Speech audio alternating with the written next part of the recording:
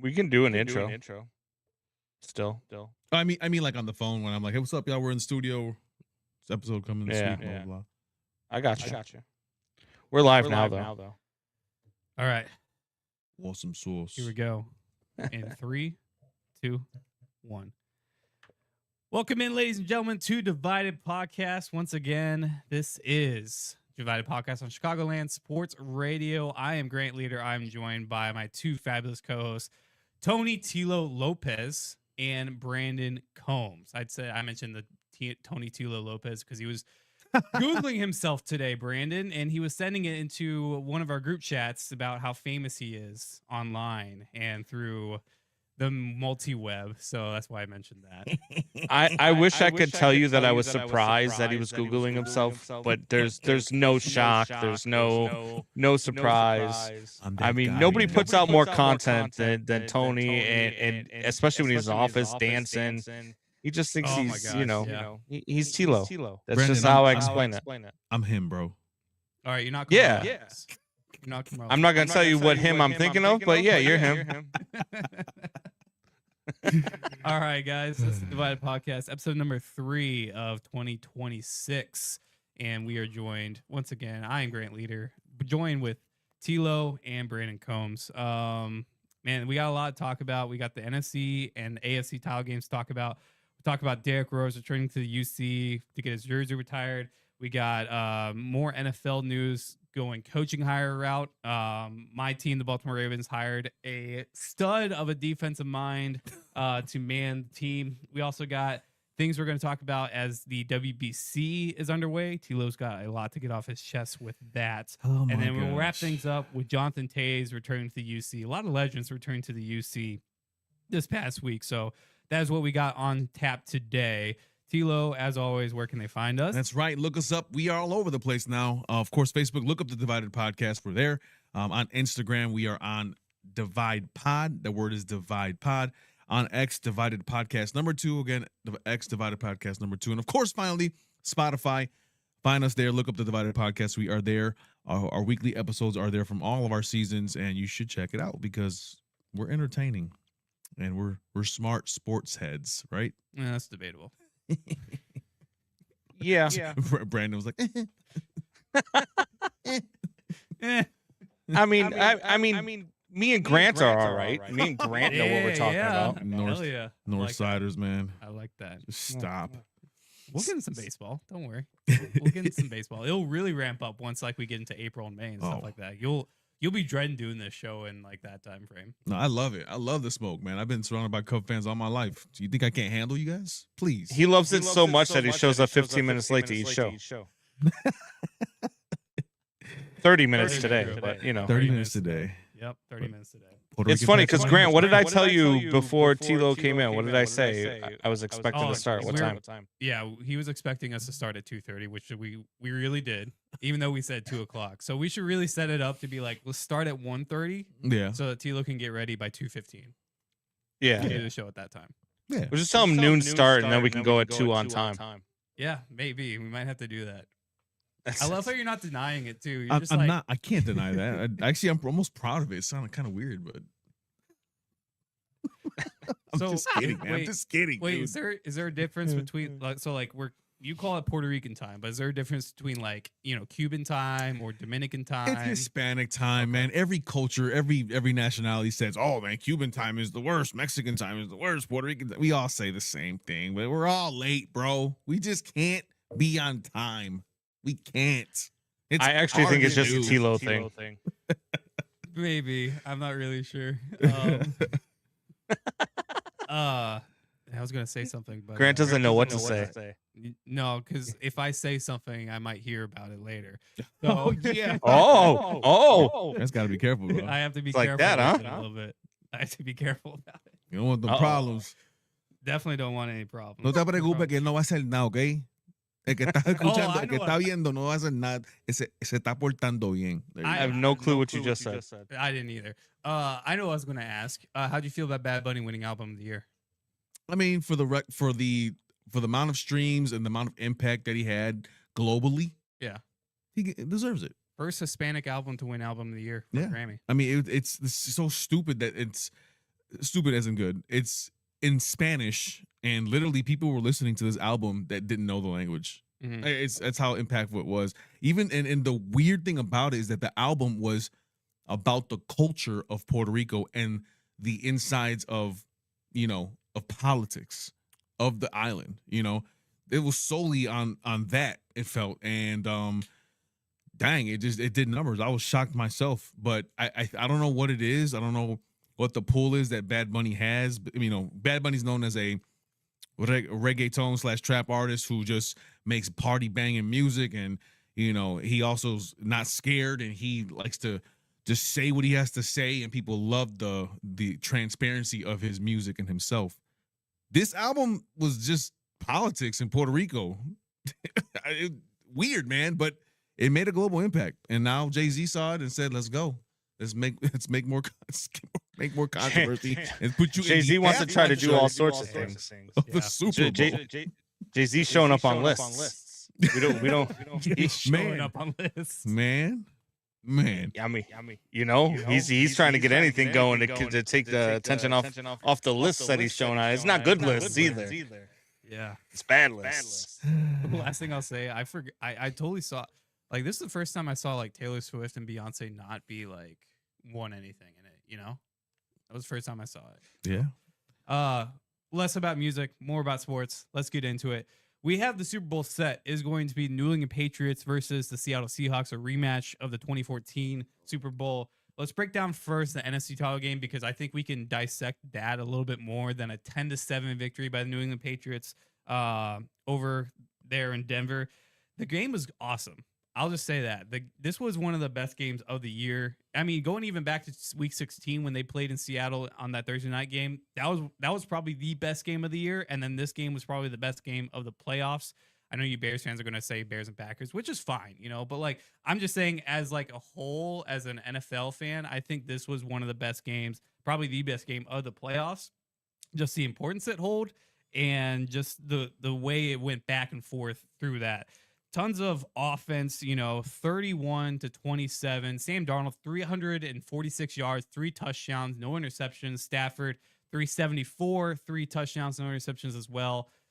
No defense was played in this game, and it was that. Tyreek Woolen, he had a 4th down stop, and then he got caught for taunting. And then the next play, Stafford threw a dime to Puka Nacua for a touchdown. Absolutely nuts. Let's dissect this first, because I think this is where the game kind of turned. Like, NFL likes to do their turning points. I think the turning point in this game, Brandon, was that 4th down and goal where McVay didn't choose to take the points, and he decided to try to go for it and was unsuccessful. I'll get your thoughts on that first. Why didn't they take the points, and why did they try to go for it there? It's the new NFL, man. It's what everybody's doing, and it's costing teams. It cost the Bears. I mean, we saw it against the Rams. Not going for the points early in the game and then losing that game by a field goal. It cost you. And it's costing teams across the NFL. We saw it with the Lions a couple years ago, cost them a trip to the Super Bowl. All sorts of things that you're seeing is just more aggression. Coaches are being way more aggressive than they used to be. It's a new NFL. It's a new pattern. It's a new style. Look, I don't think that you're going to change anything with Sean McVay. I think Sean McVay is going to do what Sean McVay does, and I don't think he's going to be apologetic for it. And I think if he had the same opportunity, he would make the same decision. I don't know that that's necessarily the right thing. I don't know necessarily that that's the thing that I would want my coach to do.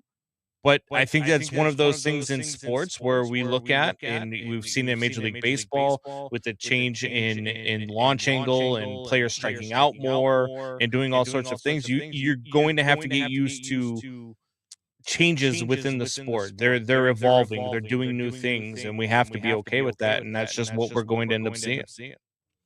It made me mad, even though I'm not a fan of the Rams, but it made me mad to see them not take the points. I'm like, if they take the points, it's a 1-point game. So they essentially still have to go down the field and kick a field goal. For sure. Yeah. For sure. I get it.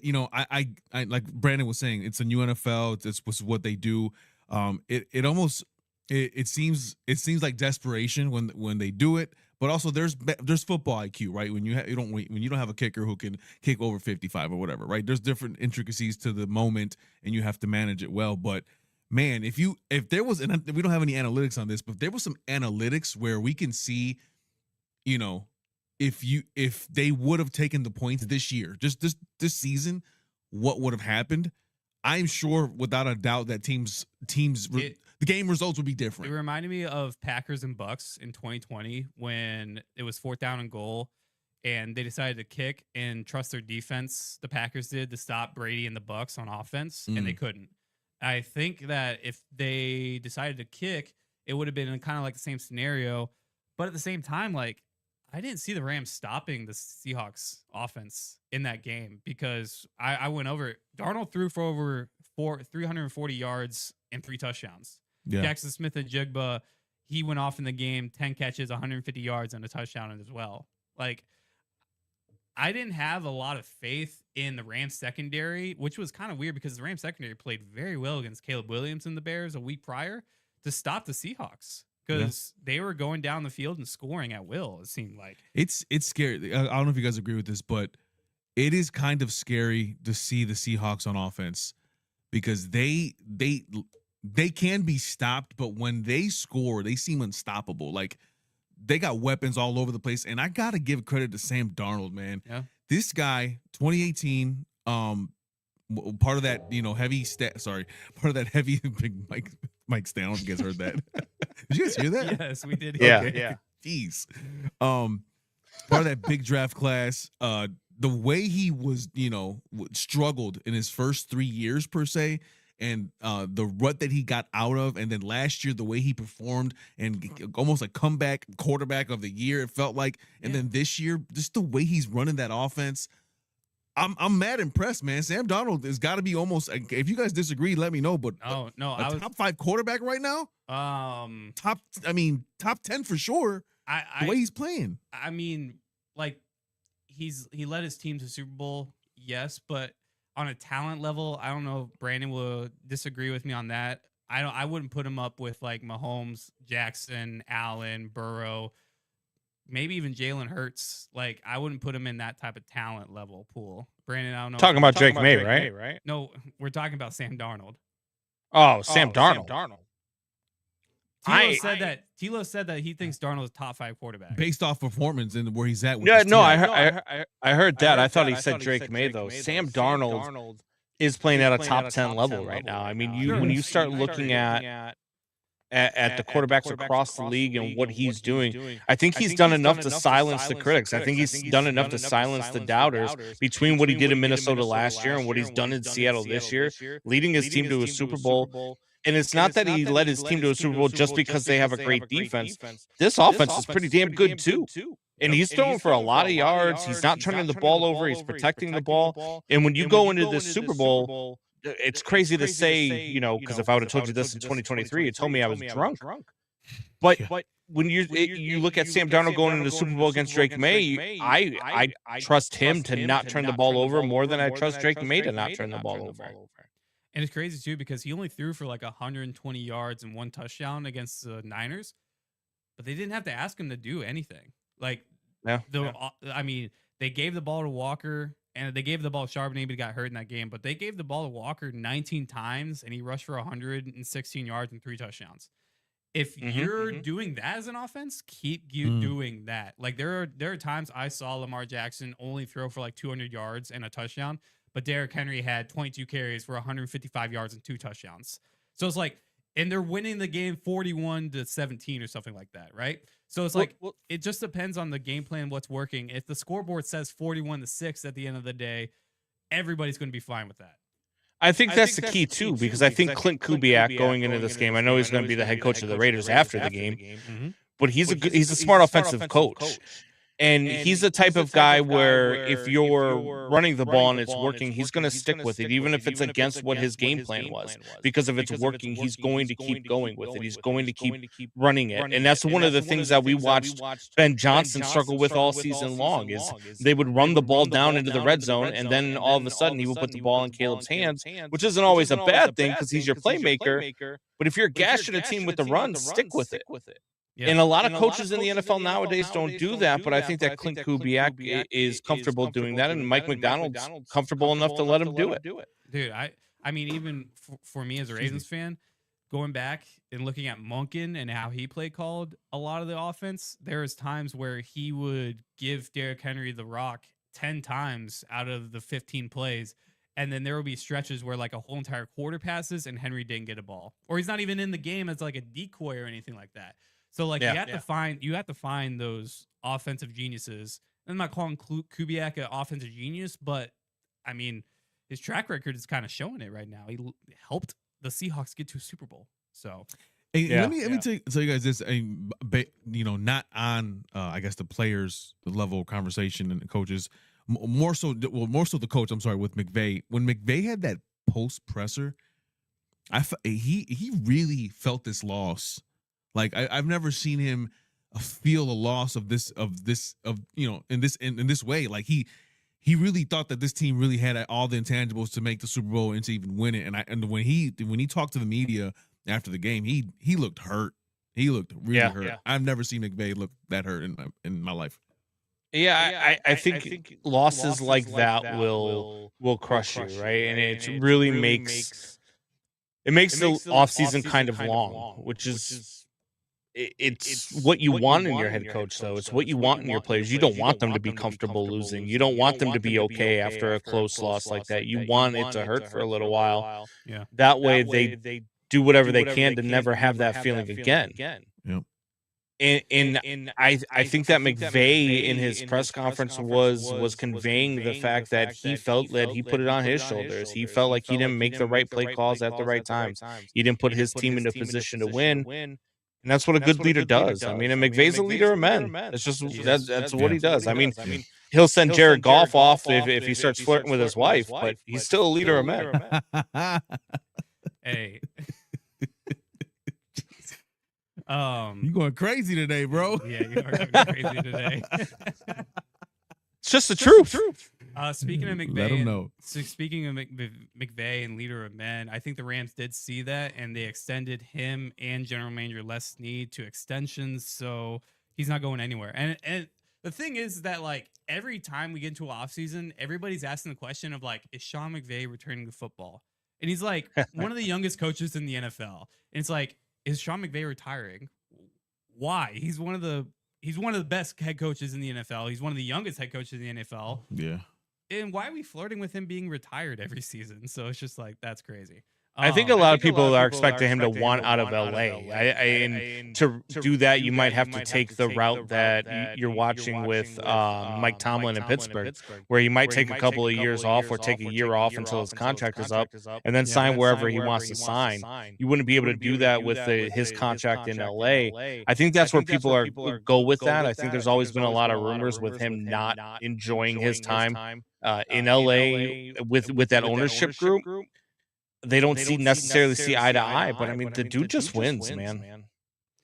He does win. He does win a lot. Last thing I want to touch on the Rams side of things is everybody talked about Matt Stafford going into 2025 with his back, and if he's going to come back, they had to restructure his contract. There's been reports that have come out to say that the Rams do believe that he is going to return for 2026. I'll ask you guys, do you think, because I think that Stafford will win the MVP this week, and he will be named MVP. Do you think that Stafford will be coming back? Because I believe that Stafford will be back for 2026. Go ahead, B. Yeah, I don't know, to be honest with you. I mean, he had the back issue heading into this season, and then he had one of the best seasons we've seen him have in his entire career. Yeah. And to me, Matthew Stafford's the top 5, maybe 10 quarterback of all time. Like, this dude is a dog, and he is a tough quarterback. What do you mean? Ooh, I'm just saying top 5. That's. I mean, when you look at the numbers and look at what he's done, even when he was in Detroit. I mean, this is a dude who will go to war with his guys. I mean, I've been a Matthew Stafford guy ever since I watched the video of him separate his shoulder and then go throw a touchdown pass right after separating the shoulder. Go Pokes, baby. Yeah. So I do think that he's one of the better quarterbacks of all time. When you start putting him up against everybody, you start looking at what he's done in that time. And I know he didn't win a lot, but he was also in Detroit. There's a lot of great players that didn't win in Detroit. Detroit killed a lot of careers back in the day. So Sure did. I don't know if he comes back. I just don't know if he would want to go out like this. Yeah, I agree. All right. Well, do you have any final thoughts, Tilo? No, I mean, I don't know. Yeah, I think Stafford comes back too as well. I mean, and not to mention, he can still play. Yeah. The guy still plays. He's 35, 36 now. He's still elite. He's still elite. That's crazy to say, but he's still elite. Led the league in touchdown passes, and he probably will be walking away with the MVP when the award ceremony happens. The crazy thing too is that when you think of Stafford in Detroit, you forget that he was in Detroit sometimes, and he was still a dog, but he just had a horrible team with him every year. Like he had no help. It felt like, except for Megatron. That's what it seemed like. I mean, he had good seasons where Reggie Bush and Joique Bell were the running backs in that system, and they were doing pretty well. I mean, Caldwell, when he was with the Lions those seasons, they were doing really well. Golden Tate was there as well. Yeah. But I get it. Like, they were only making the playoffs, and they were first round exits, and they weren't getting the most out of that team. So, yeah. We'll see. All right. Their opponents are going to be New England Patriots as they play in a winter globe, snowball, just awful conditions, and commentary was even awfuler. Patriots win 10-7. Drake made the only touchdown. He ran it in. Rushed for 65 yards on 10 carries. Passed for only 86 yards in the game. The biggest storyline going into this game was that Bo Nix, we talked about it, he broke his ankle. He was out for the season. Jarrett Stidham had to step up. First game starting since, I think, 2023 when he was with the Raiders. And, I mean, we can talk about this first, the fourth down play that happened. Should Peyton have gone for it? Should he have not? I think he should have gone for it and made it. I just don't agree with that play call. Brandon, I'll throw it to you first about that fourth down play. Yeah, look, you have to take the points there. And there are times, I know, like we just talked about this being the new NFL. Oh, Brandon said we have to take the points? Hold on. You were in a spot where you were with Jarrett Stidham as opposed to your starting quarterback. You're with your backup quarterback, and you have a chance to go up 10-0, knowing that the snow is coming, knowing that your defense is playing lights out. Your defense is playing at an elite level in that game. They're stopping New England, everything they do. You have to go up 10 there.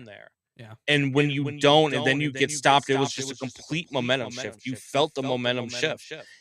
And then the snow hits in the second half, and nobody can do anything. The offenses were atrocious. We could talk all day about, whether or not teams need to get domes and whether, neutral site championship games. No.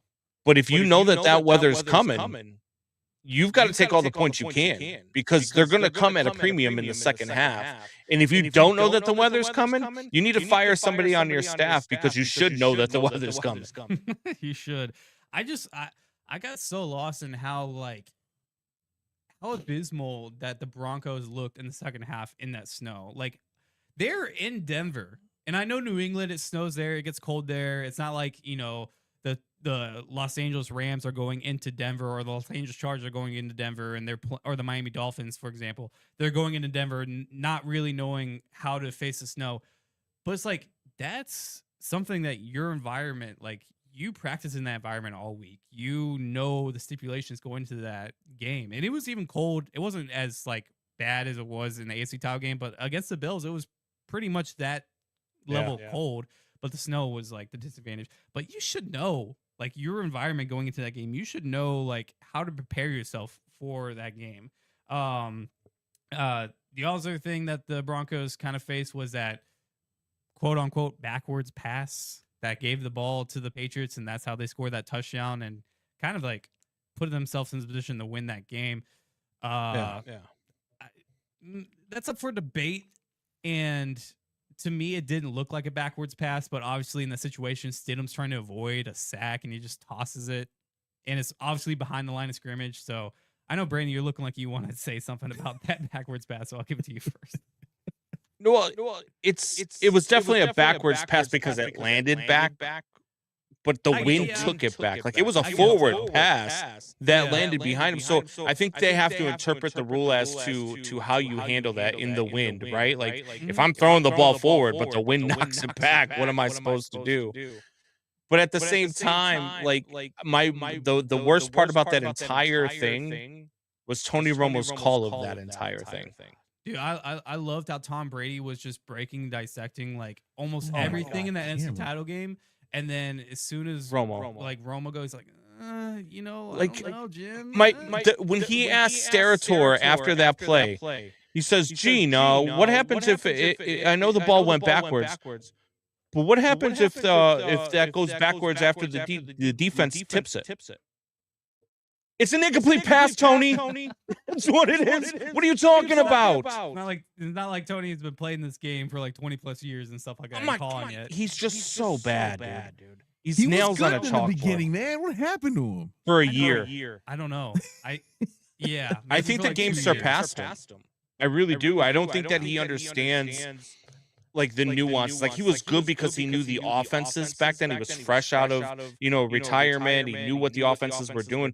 This new NFL, these offenses are a lot more complicated, and he can't look and predict the way that he was able to in his first season. And I think that's because the game has evolved, and Romo hasn't done enough homework to evolve with it because he thought he could just rest on his laurels. I was talking to Tilo about this too. I was like, but you still got guys like Tiki Barber, that are still good color commentators. I mean, I have my, limitations about Chris Collinsworth and the fact that he just wants to glaze over Patrick Mahomes in every possible moment.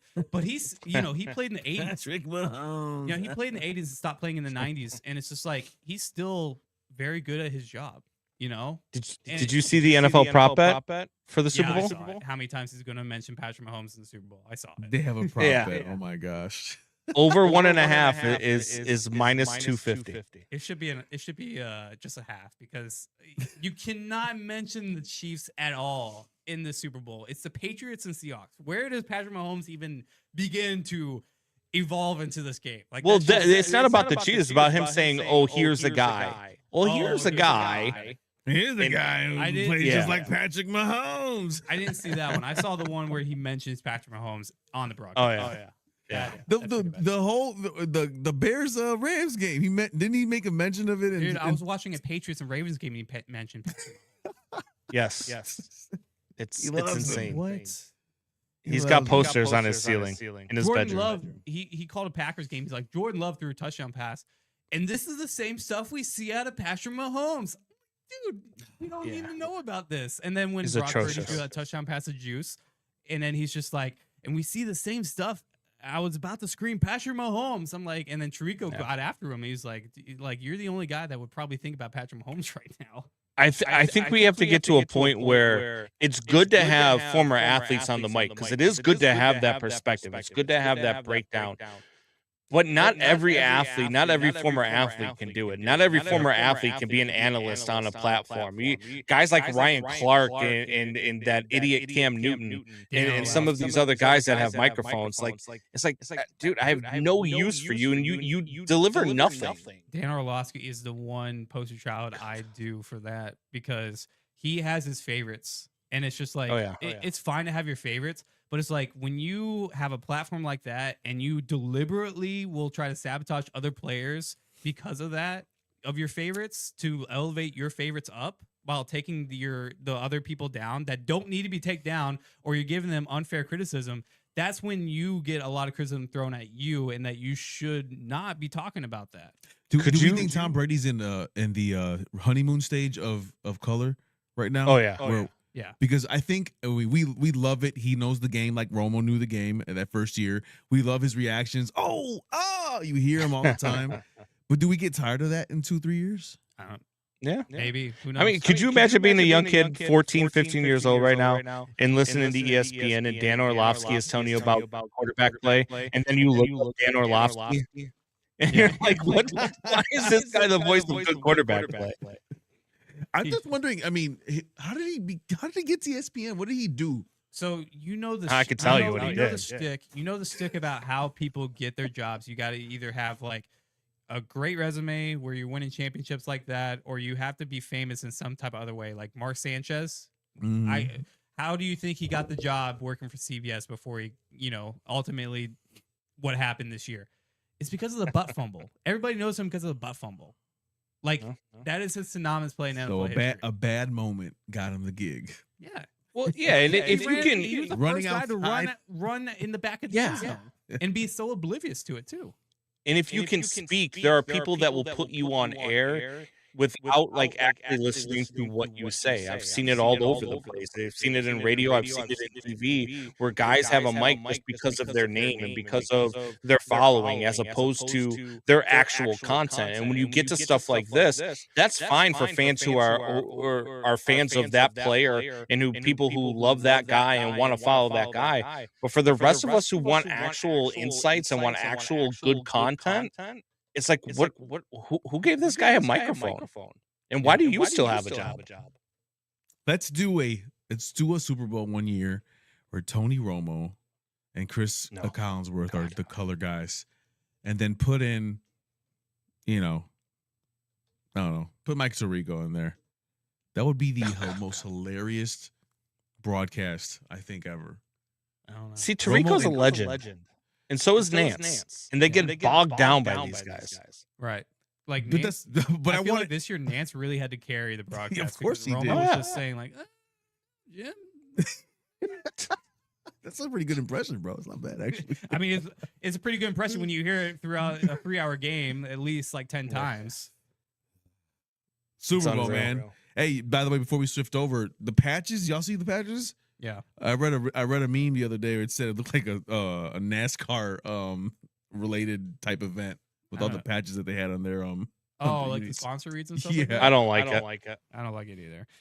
Real quickly before we move on, I want to talk about Drake May and the Patriots because a lot of people have just been saying how this has been like a easy path for them because Drake May, I believe I had it in. He turned the ball over at least 7 times during this playoffs, and they still made it to the Super Bowl. So I'll throw it to you guys first. I think he played well enough to get his team to win, but like it wasn't like a Joe Flacco throwing 12 touchdowns, no interceptions for a Super Bowl. Like it wasn't that type of level, right? Like it wasn't like knock your socks off, but I think he did good enough to get his team there. But I just the reasons the Patriots aren't in the Super Bowl is not because of Drake May. I think the reason they're in the Super Bowl is because of the defense, how well they played, and the coaching staff. Because Vrabel's been doing a terrific job there. It's his team. Yeah, I think it's the coach. I think it's Vrabel. I think it's what he's done.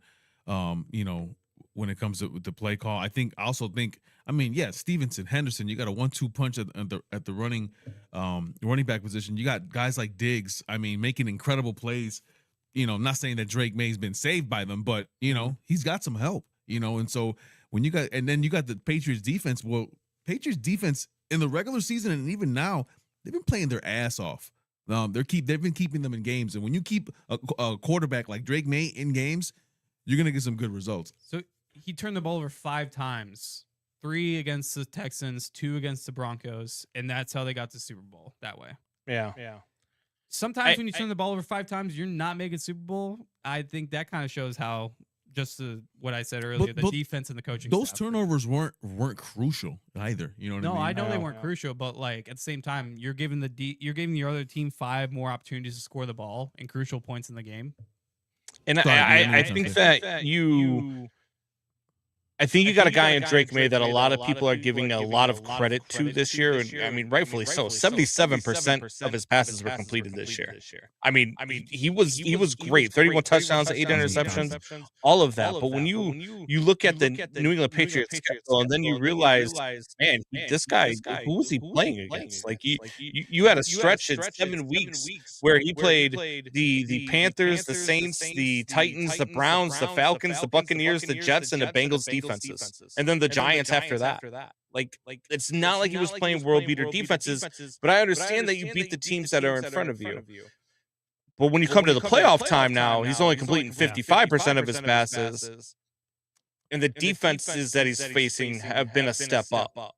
Like regardless of, not having to score a ton of points to beat Houston because their offense was just garbage. Their defense was really, really good. That that Denver Broncos defense, really, really good. And if it wasn't for the weather, I really do think that Denver wins that game. So I agree that they're not in the Super Bowl solely because of Drake May. I just don't know how to feel about him. I don't know whether or not he's a good quarterback next year, and I don't know we're going to be able to tell that until next year when maybe they're playing a first place schedule. Yeah, I think that would be different. And I mean, for you guys as Bears fans, you guys were talking. They mentioned the soft schedule for the Bears because they had a 4th place finish last year, and then this year, they had that 4th place schedule playing all those teams, but now they're going to be playing the better teams this year, going into 2026. So we'll see about that. And I just think that I agree with you, Brandon. The weather played a factor, and it could have been different if the Broncos didn't have to face that. But at the same time, you still gotta, like I mentioned, it's your environment. You should know how to play in that environment. And May made plays when he needed to. Yeah, they did with his legs. I sort of mentioned it too in the second half of the Broncos. They just looked awful. Like they couldn't do anything. They tried giving the ball to Harvey McLaughlin and it just did not work out. And then Stidham couldn't throw the ball. So maybe it's different with Bo Nix, maybe it's not, but we'll see. But that is the Super Bowl matchup: Seattle Seahawks versus New England Patriots. Real quickly, you guys, 30 seconds or less before we move on to the World Baseball Classic. Who do you got winning? Because I got the Seahawks winning 31-27. I'm going with the Patriots, man. I actually think that the Patriots are going to get this done. Look, I started out thinking it was going to be the Seahawks. I thought the Seahawks defense combined with Sam Darnold and this offense were going to be too much. But there's just something about this Patriots team and the way they play for Vrabel, and this defense is really, really good. I think it's going to be a low-scoring game, and I think that Drake May is going to make a play with his legs at the end that's going to get them into field goal range to win this game on a late kick. I really do. And I hate to say that because then it goes back to that old poster, right? Like everybody's looking at that poster from September where I don't know if you guys have seen this yet, but you get the poster and it's Drake May and Sam Darnold in the front, closest to the Super Bowl stadium. But Drake May looks like he's a little bit closer than Sam Darnold. Yeah, I don't want to give those people the credit of being like, oh, see, it's scripted, because it's not. I just think that the Patriots find a way. I really do. They said the same thing about the color. Like there was the Chiefs and Eagles one, and that was the colors, and then there was the Chiefs and Niners. Or no, it was 2021 with the Bengals and Rams, and then the Chiefs and Eagles. And then they were saying, oh, so it's purple and gold, so it's going to be Niners and Ravens, and then it just became Niners and Chiefs. So everybody's going to come up with a script and things like that. But before we move on baseball, what's your prediction? Yeah, I think 24-21 Patriots. I think they win by a late field goal as well. And I just think that it's going to be a close game. I think we're not going to have points scored until the second half, heavily. And I think the Patriots defense hold just enough for Drake May to make one final game-winning drive, and that's all she wrote. It's going to be a Tilo agrees with me. Super Bowl win. Can I change my pick? Yeah, go ahead. We can't have agreement on the show. No, this is the whole premise of the show. Yeah, no, not with Brandon. So I knew I was wrong. Change my bet. I'll say I think both these defenses are great, and I think that the Seahawks do have the better defense, so that's why I was leaning more Seahawks. And I just want to see Mike McDonald get the Vince Lombardi. That'd be cool to see a former defense coordinator for the Ravens win it, who should have been the head coach after 2023 for the Ravens. But I'll just leave it at that. Really quickly, we're going to move on to baseball now. The World Baseball Classic is coming up soon, and there's been big talking points about who's been joining, who's not been joining, things like that. Both Japan and America, USA look really, really stacked, both their rosters. But the biggest thing has been that Team Puerto Rico is getting decimated by this insurance policy that has been thrown at their players. Of course. And we have a Puerto Rican on our show who lives and dies by that team and that flag when it comes down to this tournament. So, Tilo, how are you feeling about this insurance policy kind of just wrecking Team Puerto Rico? It's completely BS. It's complete bullcrap. How is it that you make these the the news of this is a week before all this gets started. You're signing players, people are getting on the roster, and then the insurance companies are starting to bring up issues with this specific team, this specific roster. It's freaking crazy. And I'm not a conspiracy theorist, but I'm gonna be one right now. Oh, okay. Get your tinfoil hat. I'm gonna dive into this full. You know what? 10 toes deep. Screw it. I don't care. But I don't know what it is. But when the World Baseball Classic started, the United States did not give a damn about this tournament. No, not the best players were on the roster. They looked at it as a little tournament, and this was really it was really more other countries being more passionate about it, specifically the Hispanic ones, right? That's their sport. That's the sport that they see every day in their countries. And so, later 2013 nothing, 2017 nothing. Then we had COVID. You started to see a little more interest in 2023, right? Where they started to stack the rosters and this was going on. All of a sudden, powerhouses like the Dominican Republic, USA, Japan, Puerto Rico, they're now all stacked. They're all now fighting for the throne, and we have this one coming up now, and it feels like they're doing Puerto Rico bogus right here. How do you not have the layout, the underwriting for this type of stuff? I only saw 5 players, like Nolan Arenado, Seth Lugo, like.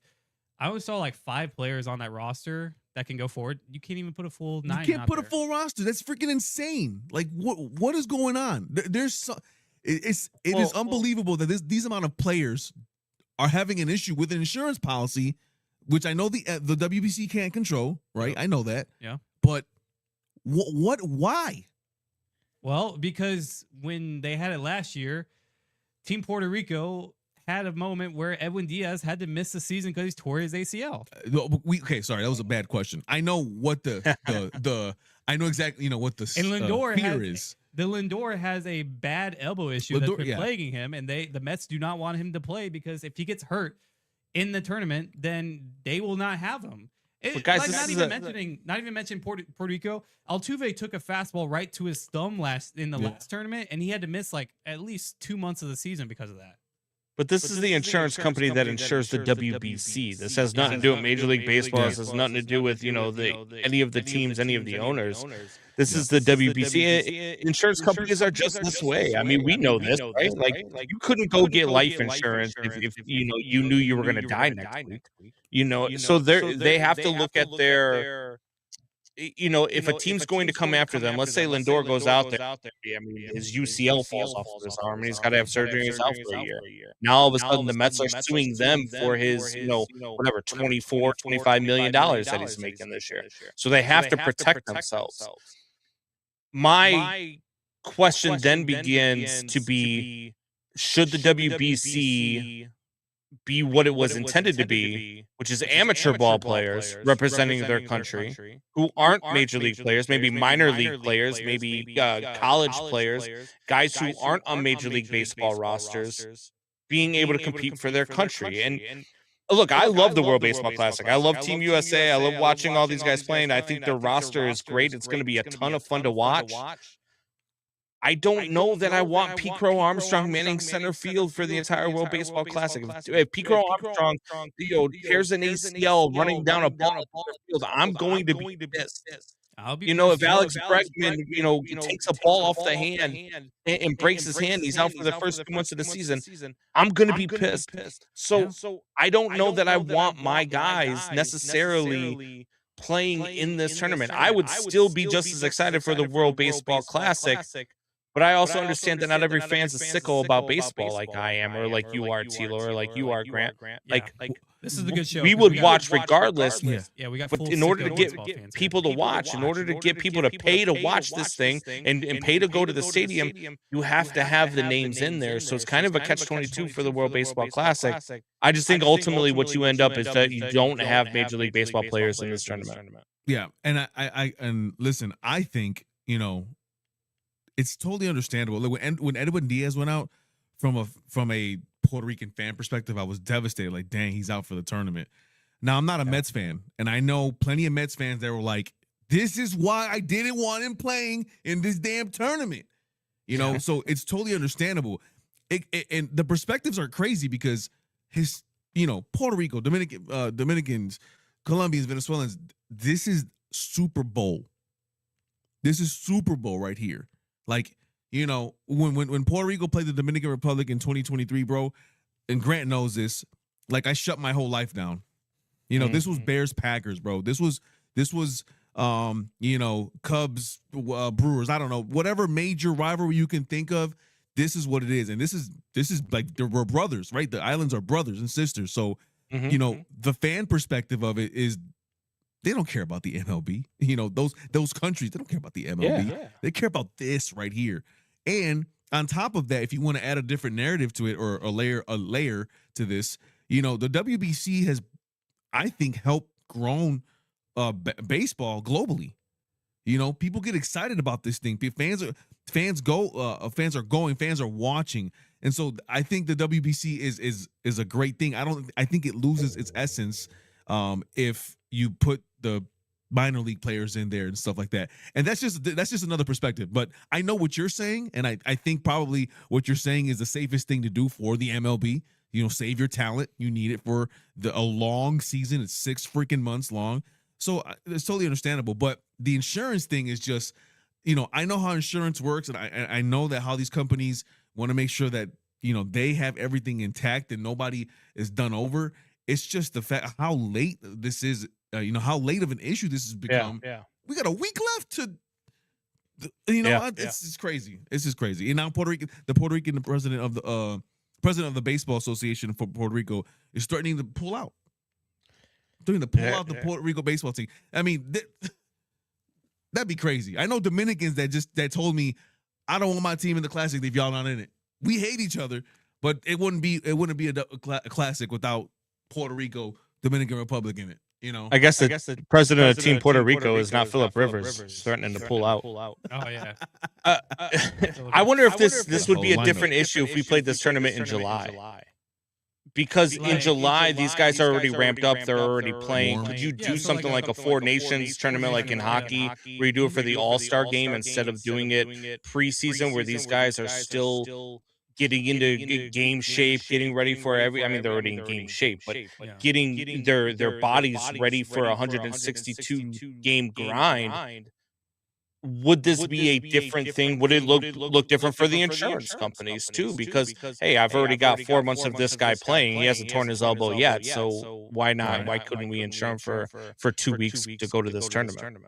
That's a good point. It's a good point too. And backtracking on like the minor league and college players, I'm not sure as an insurance way of thinking things. Yeah, I think that's a little bit easier to work with because you don't have the MLBs just like huffing down your throat about potential lawsuits and stuff like that. But I think the popularity and the interest level and the viewership probably go down at that point too, because you don't have the tournament the way it is now without Adam Jones catching a fly ball at the wall against Manny Machado. You don't have Ichiro Suzuki in Japan going against South Korea in that huge rivalry like that. You don't have Trout versus Ohtani. Bad of the Classic.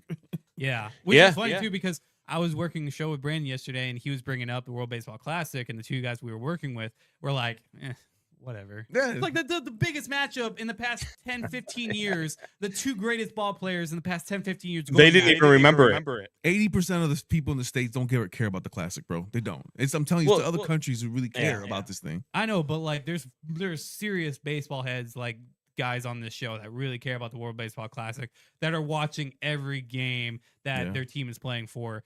I don't care. Like I'll watch America versus Great Britain. That's what they call themselves instead of England.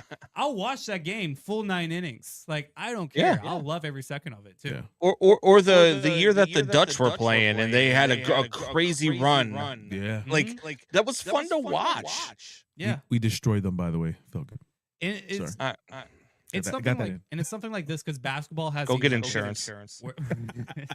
Basketball has the Olympics, where that's the biggest tournament where it's like that country pride can be on display and like they can take it. On the Olympic level, baseball is not like that. The Olympics, like this is our Olympics here. Like for baseball fans, this is their Olympics. So this is why it's so important to them.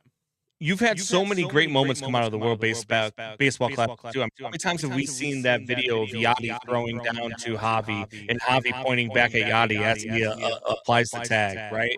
Like how many times have we seen where where we've watched it was God, I forget his name now, Adam Jones rob a guy in center field catching off of Manny Machado. Like there's just so many great moments. It's a great tournament. I think it would be better though if it was played in the summer. I really do. I think it would draw more attention if it was played in the summer. But then how would that mess up like the World Series then? Because the World Series is played in late October, early November. Is MLB going to be okay with pushing it back that far? Because you can get a team like Chicago, New York, possibly even like Seattle that are very. We're starting a season on March 26th this season. Yeah, I know. I'm just saying that I'm thinking, as like a whole, what they would be thinking. Are the owners going to be okay with playing potentially into late November with the World Series? Because they're not going to be playing in Houston or in Miami potentially. Like that's just up in the air.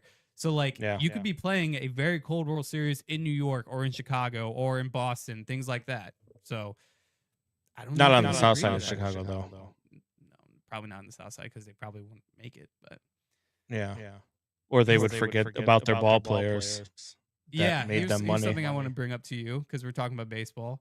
How come all the Cubs players are showing out for the Bears and stuff like that, and the Bulls and Blackhawks, but you don't see anybody from the South Side showing up for any of these events? They're not supporting anybody. I don't think PCA and Caleb are going to Hawks and Bulls games together, and then you got Nico Horner, Tyon, you got Ian Happ, Bregman, all going to Bears games and Blackhawks games and Bulls games, stuff like that, and then White Sox players.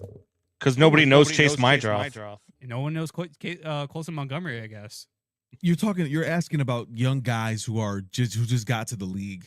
Like these are not all stars. PCA, PCA just got to the league. No, but PCA wasn't all star. Is what I'm trying to say. They're not all stars. Do with it. It's PCA is good, is what you're saying. I bet you any money, maybe one of them did go, and they didn't spotlight them. You know what I'm saying?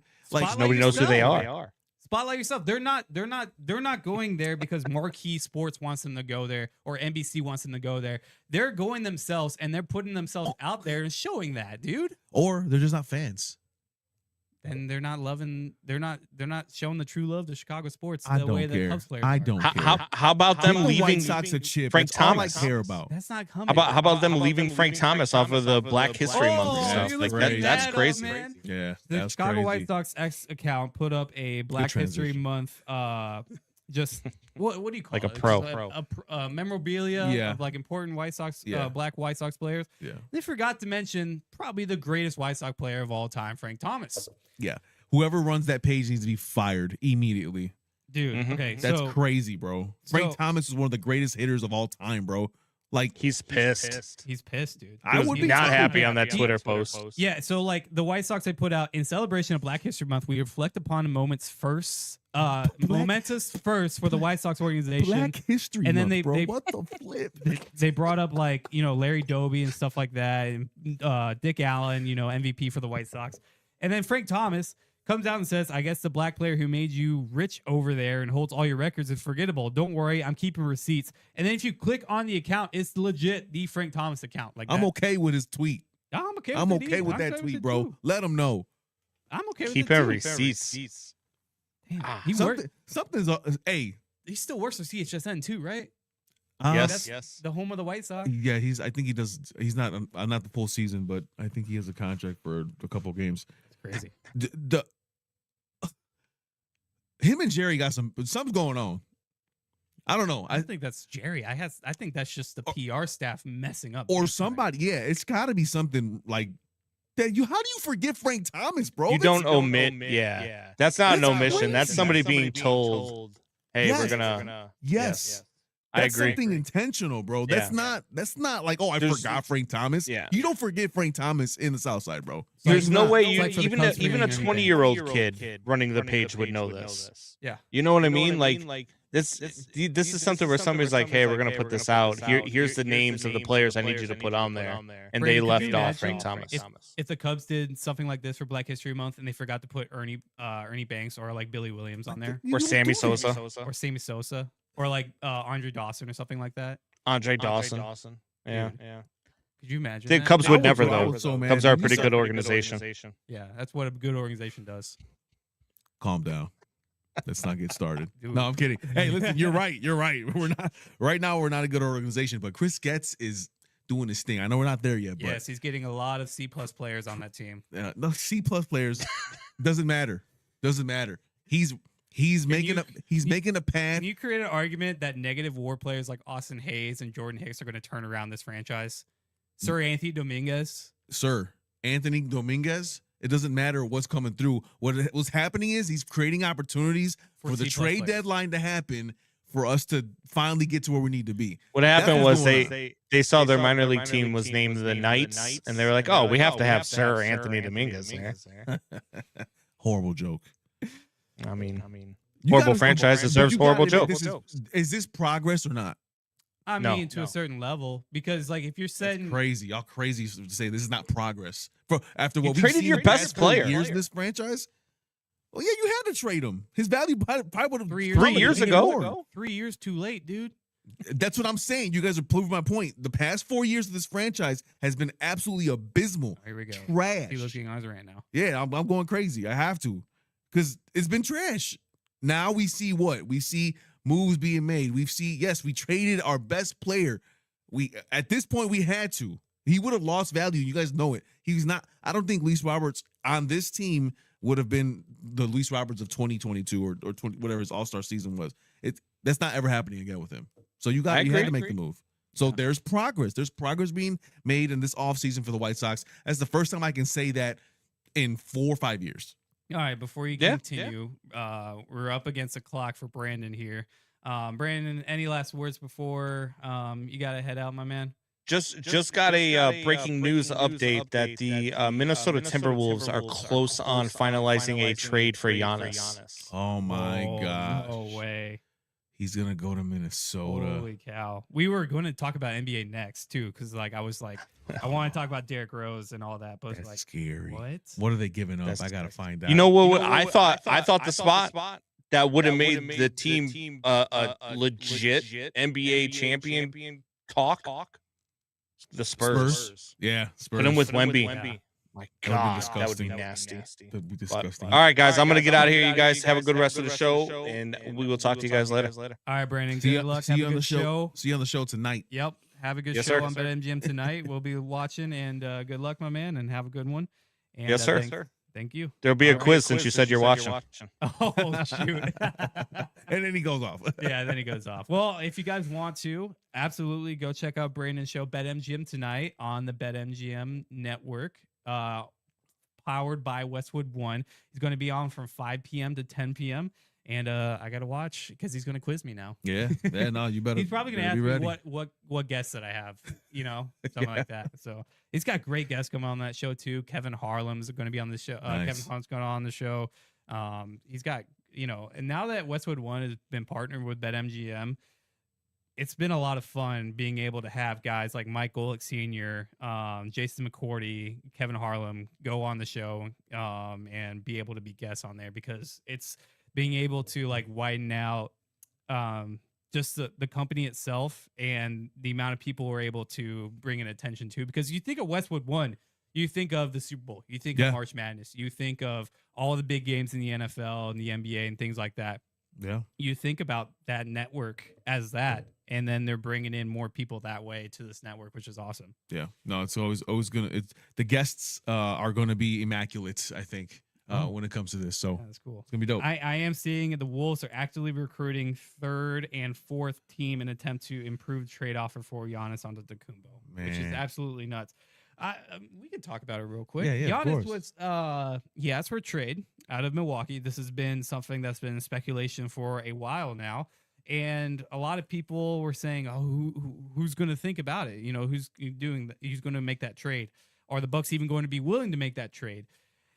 It was all speculation for a certain amount of this portion of the season, and then the Bucks lost to the Thunder, and then Giannis said he was hurt. He was going to be out 2 to 4 weeks, and then the next day he comes out, or a couple days later, comes out and says, "I want to trade out of Milwaukee." And this is a guy who has legit been the heart and soul of that team for a good 10 plus years now. Won a championship for Milwaukee, first time since 1970s that he's won it. And now he's the biggest trade option piece in this year's trade deadline. The trade deadline is coming up soon. So a lot of people were saying the Bulls are going to be in it, but we know how this team is run and who runs this team. So even if the odds are going to say plus 290 or something like that for the Bulls to finally do it, we all know who follow the Bulls. I don't think he helps fans of the Bulls. It wasn't going to happen. I don't think he helps his team with the roster construction we have right now. It's regardless of who we give up. The team's not healthy either. Dude. Yeah, like Giddey's out, Kobe White's yesterday out of the lineup.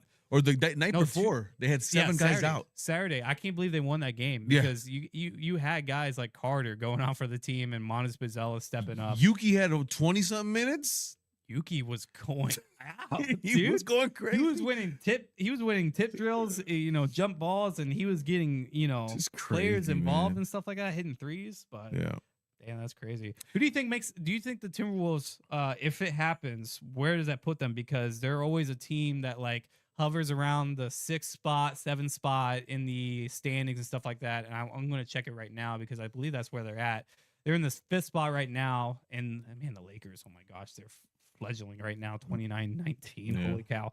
But like, what does that do to them? Because you have Julius Randle, Naz Reid, Rudy Gobert, that they have to be involved in that trade. Somebody has to, from those names I just mentioned, have to be involved in that trade to Milwaukee. I mean, do you give up a guy like Rudy Gobert who you can think you can I think that's the money making thing for the Bucks to finally pull the trigger on that, because you need a guy to be somebody to bring fans into the stands still. And I know, Rudy Gobert isn't, the biggest money draw there can be, but that's a legit star. Like, he's a 4-time defense player of the year. Yeah. And you're getting size back still, but with some offensive power, who can play down low just like he can.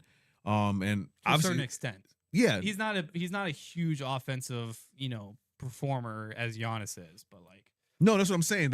I'm saying you get Giannis, who can play inside offensively. He's obviously way more talented offensively than Gobert. Mm-hmm. He can get up. He's as tall as Gobert, if not, just maybe a tad bit shorter. And then a guy who can also, play half court offense very, very well. He can block. He can play defense. So yeah, you add him to that package, however you do it. But what is after that? Yeah, is going to be the key. So. But they'll be dangerous. They'll be the top 4 contender, I think, in the Western Conference if they make that move happen, without a doubt. Absolutely. You still got teams like the Rockets and the Nuggets who are still playing well. I mean, the Nuggets, bro, they just keep winning. Yeah, they keep winning without Jokic, bro. But they did take a pretty bad L to the Thunder last night. So I'll see on the Thunder. Yeah, it's the Thunder. But like, the Thunder have been fledgling. Like, they were 6-4 in their last 10 games, and that's another team that's been killed by injuries this year. Like, Isaiah Joe's been hurt, Alex Caruso's been hurt, Jalen Williams, also the other Jalen Williams, so J-Dub and J-Will have both been hurt this year. Isaiah Hartenstein finally came back. He was out for like a month and a half plus. Chet's, in and out sometimes, but he's been a very consistent guy. I'll say this about Chet, man. I think he's the best defensive player in the league this year, because dude is killing it. Nobody's getting a bucket on the run. Yeah, nobody's getting buckets on him. And I know everybody's gonna say, oh, like, Wemby's the best, but like, Wemby's been hurt too this year. So like, if you're looking at who's gonna win Defensive Player of the Year, Chet's only missed like 3 games this year, and he's far and away been one of the best in rebounding, shot protection, blocks, defensive rating against players that are driving towards him. I know he's the favorite right now, but I think at this point in the season, we're in February. We're only 2 months away from the season wrapping up. I think Chet's winning the Defensive Player of the Year this year. Yeah, I think, and on top of that, the Thunder still are that team. They're the best team in the NBA. They're the best team. Yeah, like, they're the best team. Record wise, I don't know why it's like this, because the Pistons are 36-12 and the Thunder are 39-11. So that's weird. It's only like, I guess the Pistons got to make up some games, but like, yeah, I don't know.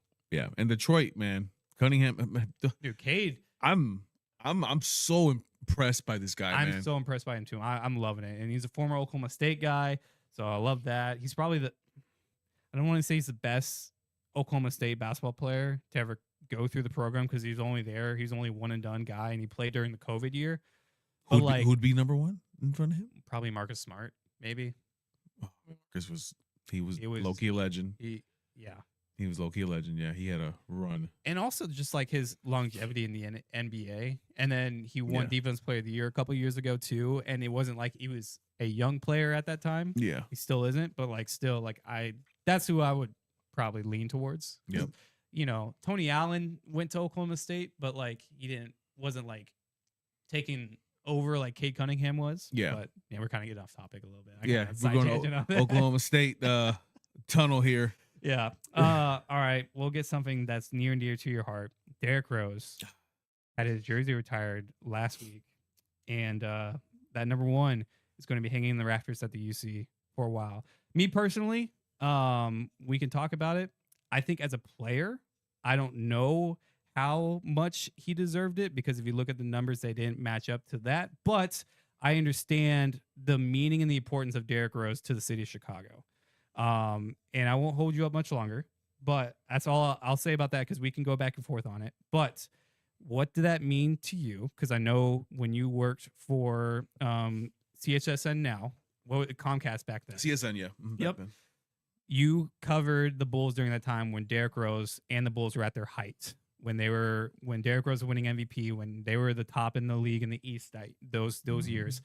What did that mean to you? Yeah, through all his injuries. What did that mean to you seeing him get his moment, getting his jersey retired, and what do you think it meant to the city of Chicago? I mean, it means everything to the city of Chicago. I mean, the testimonies that you heard, even when they played it during the game, Chicago wanted this, and I think when you have, it takes me back to on a minimal level. Do you remember when Tony Romo played for the Mavericks for a game? He suited up. You remember that? Yeah, I guess. And it was a big thing like, oh my God, he's taking a spot from somebody who really deserves it. This is crazy. Yeah. Blah, blah, blah. The city of Dallas wanted that. They wanted to see that, right? It was a moment that they wanted to see because he ingratiated himself with that city.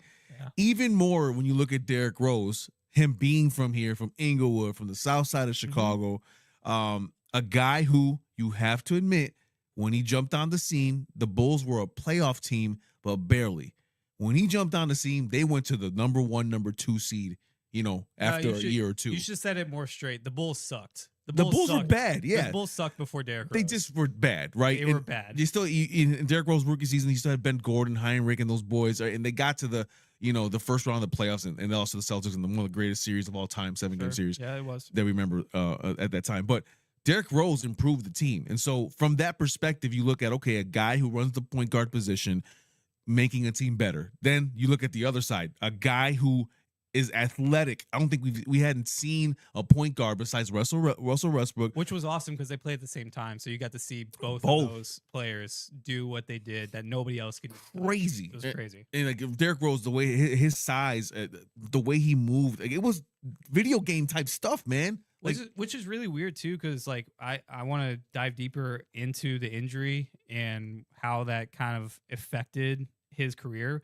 But like it's crazy too, like Derrick Rose and Russell Westbrook were kind of like on same trajectories, winning MVPs, having significant knee injuries, but like they still both had like pretty similar careers towards the end, but also like the longevity that Westbrook has showed prior, like the longevity that Westbrook had at the end of his career versus the longevity that Rose showed toward the end of his career are not the same, but at the same time, like how those similarities kind of like coincide with one another. Yeah, no, and it was that conversation was being had in 2012 and 2011. It was Derrick Rose, Russell Westbrook. That was the conversation. Who you want? Who you got? Right? Yep. And both sides would battle on. So it was great to see that at the same time. And you look at Derrick Rose, what he did in that time frame when he was healthy, it was nice to see. Yes, he was the MVP that year in 2011. And yes, maybe he didn't deserve it when it comes to numbers. Maybe you give it to a guy like LeBron that year, right? LeBron had his stupid numbers that year. Yeah.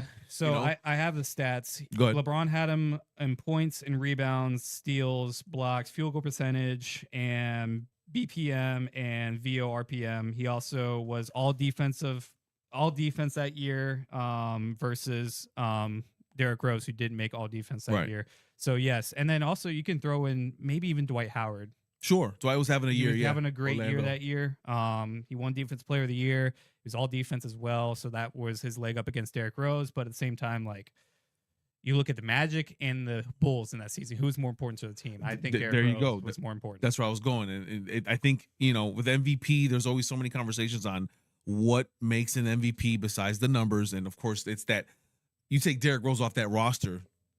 I mean, look at what happened in the year after when he got hurt. And I guess you can show the same thing with like Josh Allen, Lamar Jackson. When Lamar was killing him in every single stat known to man that year, they still gave it to Allen. Yeah. So the impact that he made in Chicago, I know he wasn't the greatest. Do I think he's a Hall of Famer?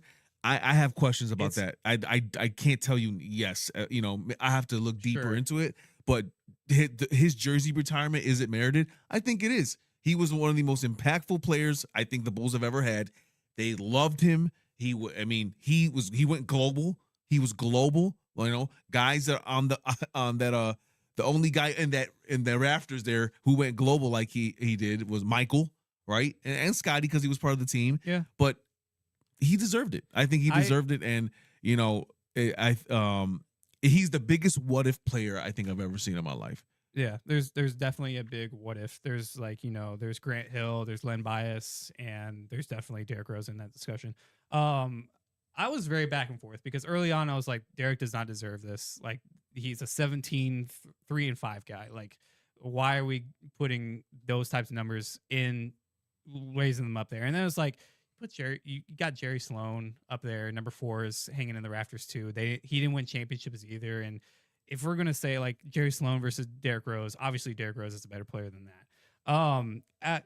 My thing is, as a player and for the accomplishments and stats and what he kind of did, I don't think he deserved it in that fashion as a player.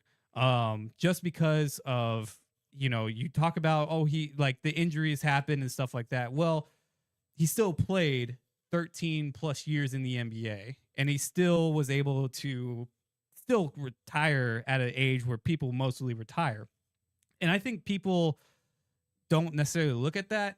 And we battled about this before. I told you, give me the story without mentioning, try to keep him go farther than the 2009-2012 bubble with Derrick Rose, and then try to like put him in the halls of greats. And he's not that.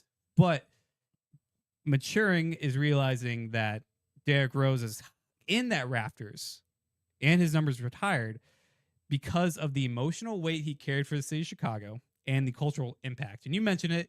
He was a kid in Inglewood who grew up and he played for Chicago Bulls. Like that will never change. And no matter how you try to like put down the player itself, Derrick Rose, and the accomplishments he made, and debating about the weight, about should he be in the Hall of Fame, should his number be retired, you can still debate that. But I think that the reason he's in the rafters is because of those two things: the emotional weight he carries in the city, the connection with the fans that way, and then the cultural impact. I read something on Reddit, and it kind of subverted me on this. I want to read it to you. I think you'll like it. Okay. Is Derrick Rose a 2010 version of Allen Iverson in terms of emotional weight and cultural impact? I've been thinking about how Allen Iverson and Derrick Rose have had legacies where they feel bigger than the actual on-court resumes, and how emotionally attached fans and players are to them. They both have one MVP. They both defined a moment in NBA history, and they both connected with fans in a way that goes beyond numbers and accolades. Iverson wasn't just a star. He shifted culture. Every kid and every NBA player wanted to be like him. The arm sleeves, the braids, the headbands, the tattoos, the attitude, all that came from AI. Players loved him and copied him. He made individuality and authenticity mainstreamed in the league. Rose became the emotional centerpiece of 2010s, youngest MVP, Chicago hero, explosive play style that turned him into one of the most universally beloved root for him ever players in the NBA history. Crowds still erupt when he checked in, even when he played for the Cavs, the Grizzlies, Pistons, things like that later on in his career. His story hits people on a personal level. Injuries, unfortunately, cut his career short, and a sense of his impact, what he could have been, made a lot of people go what ifs on him. Objectively, neither had longevity or postseason resumes you see in a lot of top tier careers, but cultural and emotional impact absolutely surpasses their statistical careers. So after reading that, we can say that statistically, Derrick Rose is not on the same level as a Steph Curry or Magic Johnson, things like that. Right. We can all agree on that. Yes. But the impact Derrick Rose had on the city of Chicago and for Bulls fans is the reason why his numbers retired. And he's not a normal player. Like when he was in that bubble that you talk about, he was an all-star. He was a guy who, you know, when he was on the court, he changed the what is it? The dynamic of the game, you know? You had guys like Jeff T go on the podcast and say, like, of the guys, Russell Westbrook, Derrick Rose, or Allen Iverson, who was the hardest to guard? And he goes, Derrick Rose. D-Rose. I mean, and then look, don't forget that 50-point game he had in Minnesota. Yeah, you know? but that's like that was like the last hurrah of him. For sure. After the knee injury, and then the season following it, we didn't even play that year. Yeah. It was like that was the last glimpse of like how good Derrick Rose was. Yeah. Right? Yeah. So I'll ask you, because it does hurt a little bit, but let's talk about now if he deserves in the Hall of Fame. Because if we look at the list of MVPs since then, and then like Kobe Bryant's the last one who's in the Hall of Fame right now, because you got like Dirk, Steve Nash, Kevin Garnett, Tim Duncan, Allen Iverson, who are in. And then from there, you have LeBron James, who's still playing. So it goes Derrick Rose, LeBron James. We don't have to, that's not a discussion. He's in the Hall of Fame. Yeah. Kevin Durant, yes. Curry, yes. Then you go from Westbrook, Harden, Giannis, Joker, Embiid, and Shea. Of that list, I think Derrick Rose is probably the last guy that will probably make that Hall of Fame. Mm-hmm. And you have to say what? You're silent, man. Because you know the answer. You know the answer, and it's hurting you, dude. I had to bring it up because there's a. You're right. You're right. Because though. like I said it. I said if it. I you don't. get your jersey retired, you're in the list of like you're going to be like you're a Hall of Fame player, and then it's just like, is Derrick Rose a Hall of Fame player? Because like yes, everybody brings up the MVP, and then from that, it's like you look at the list of guys, and you might say James Harden, but if you put up numbers from James Harden to Derrick Rose, James is absolutely. Look, the Hall of Fame and a jersey retirement are two different things, man. You know what I mean? And I'm a Thunder fan, and I have Nick Collison hanging in the Raptors. Yeah. Nobody wears number 4 in there, and it's because of the impact he made, and it's because like that's you gotta look at context too. Like Collison was the heartbeat of that team, and like he was there from the very beginning, and it's just a nod to him. And yes, Nick Collison's not a Hall of Famer.